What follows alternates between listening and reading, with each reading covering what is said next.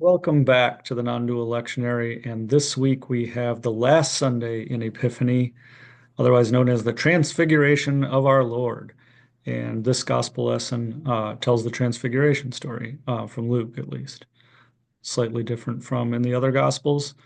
Um, this one sort of has an obvious spiritual awakening recognition meaning, but let's take a look at it, see if we can dig just a little deeper than the obvious. Um, so I'll read the lesson here from Luke chapter 9, verses 28 through 36. The Transfiguration. Now, about 8 days after these sayings, Jesus took with him Peter and John and James and went up on the mountain to pray. And while he was praying, the appearance of his face changed, and his clothes became as bright as a flash of lightning. Suddenly they saw two men, Moses and Elijah, talking to him. They appeared in glory and were speaking about his exodus, which he was about to fulfill in Jerusalem. Now Peter and his companions were weighed down with sleep, but as they awoke, they saw his glory and the two men who stood with him. Just as they were leaving him, Peter said to Jesus, Master, it is good for us to be here. Let us set up 3 tents, one for you, one for Moses, and one for Elijah. Not realizing what he was saying, not realizing what he was saying. While he was saying this, a cloud came and overshadowed them, and they were terrified as they entered the cloud. Then from the cloud came a voice that said, This is my son, my chosen. Listen to him. When the voice had spoken, Jesus was found alone. And they kept silent, and in those days told no one any of the things they had seen. So first, I'm actually gonna go back to myself here because I think again, like this is telling a sort of classic spiritual realization story.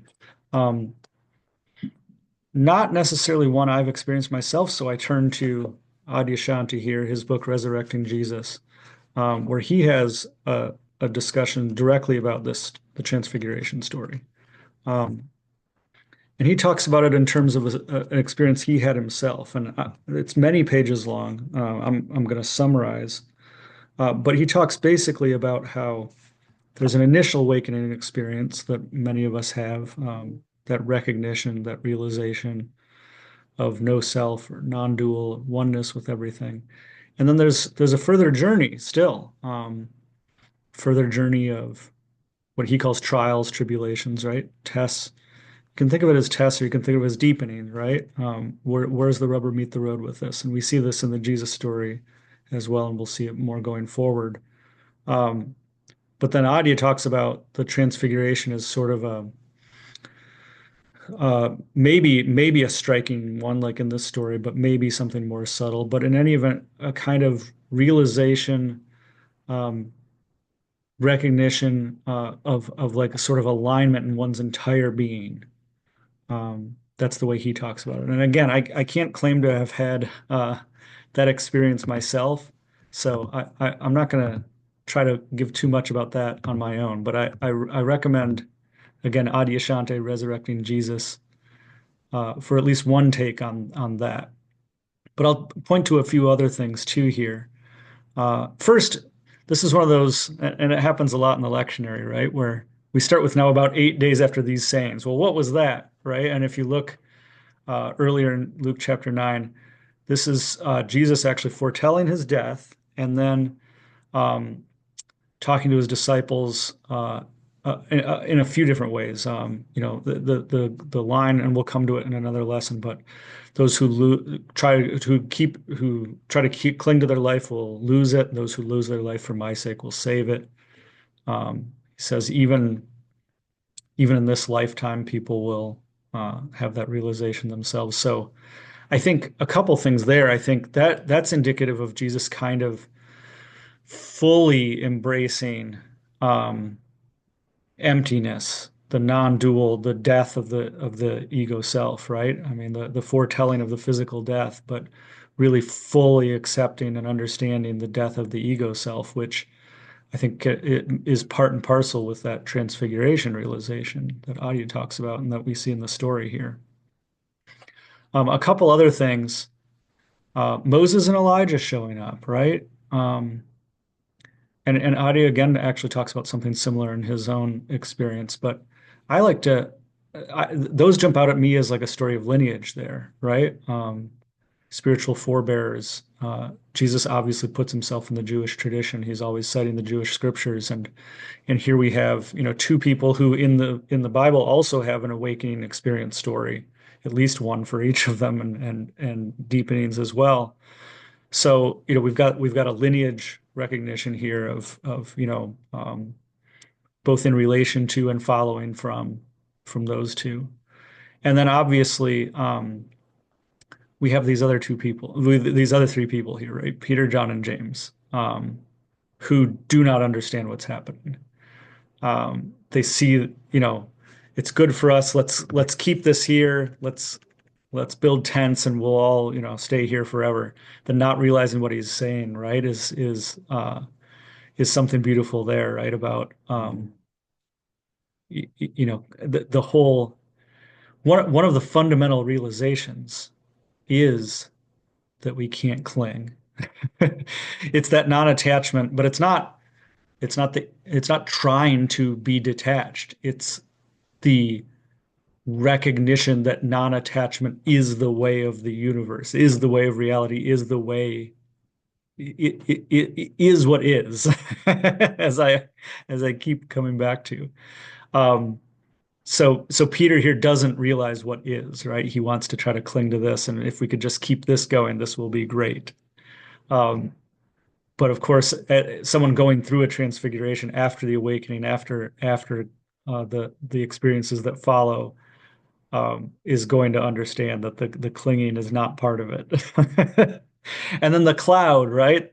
Um, and we could talk about the metaphor there, the mythological story there, but they're terrified. And again, that's another theme that we keep coming back to is the fear that the do not be afraid and the fear that comes with every awakening spiritual experience in the Bible story to the people that aren't having the experience that don't themselves awake to that recognition in themselves. It always shows up as fear, as something scary. And that again, I mean, I relate to that in my own experience as well. The first time it showed up of my own sort of ego seeming to pass away. Um, that like dropping away and just initially just scared and trying to hold on to that, hold on to my sense of self. Um, this is my son, my chosen, listen to him. And then when the voice had spoken, they're alone. They don't know what's happening. They keep silent. In Matthew, Jesus actually tells them, don't tell anyone. Um, but the not telling is something too, right? And I think it's one of those things that separates how do you even say this? But I'll just say it this way. It separates the religious version of this from the spirit. You can call it the spiritual version, but I don't even want to call it that. From the model version, or Jesus as archetype, Jesus as the story of the journey, Jesus as representing the manifestation of the spiritual journey and the spiritual recognition in action. Is don't turn this into something to believe in. Don't turn this into something to cling to. Don't turn this into something that we're going to remember, and the memory is what will stick around. And that's something that I can attest to in my own experience, and I've heard so many teachers talk about, right? Is that you have an experience. It can be a powerful, it can be a subtle experience, but some kind of experience you recognize as something deeper. It can be a full recognition, it can be a peak, whatever it is. Um, and the instinct to want to recreate the experience, the instinct that I want to get back to that, the instinct of, if I can just do the same thing again, if I can get back to that same thing again, um, then I'll just keep having that experience, and that's what it is, right? And inevitably that fails. And I mean, thank God it does, right? Because if it didn't, we would keep chasing that experience, and some of us do anyway. We all do to some extent. But it's not about it's not about recreating the experience, right? It's not about turning it into something to believe in. It's not about turning it into something to hold on to. Um, it's recognizing that that experience opened the door to to a scene, to a glimpse of what is, and that the door, the one keep continuing to open the door doesn't mean having the same experience, actually. It means being open to whatever the experience is in this moment, which is, again, always fundamentally what is.